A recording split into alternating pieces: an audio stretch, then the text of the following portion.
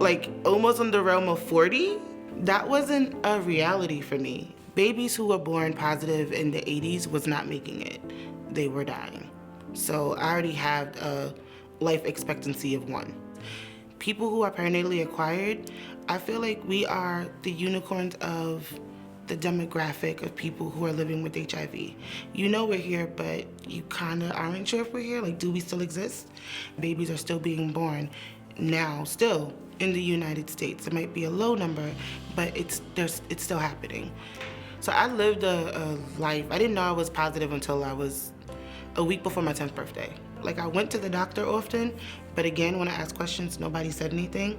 It was, we'll talk about it later. And then I started doing sex ed at 14 and then just ran with it with like reproductive health and realized, oh, I like this. But now as an adult, I'm like, how do I integrate both and focus on sex and pleasure and HIV?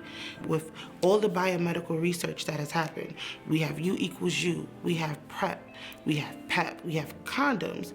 And to be able to own that power and to be able to explore what makes me feel good, so why can't I get my nipples licked?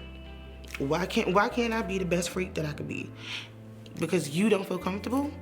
And I still get people who are like, your baby is negative? And it's like, yes, my son is negative, and this is how. I was lucky or blessed to come in this relationship. We've been together for, Jesus, it'll be 20 years I've been with my husband.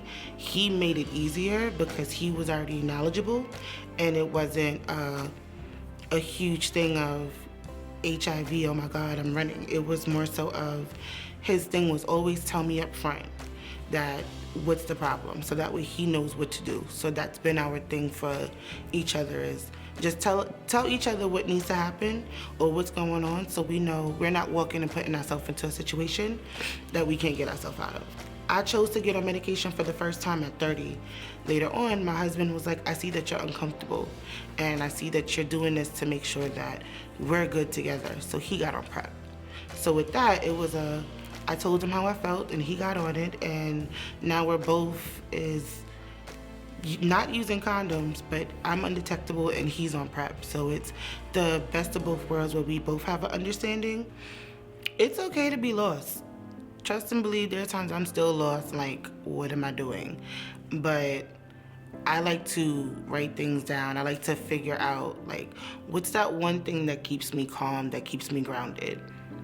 Be present again. And sometimes that's all we can ask for, is just to be present. So just have patience with yourself and have patience with the people around you, because it's a process.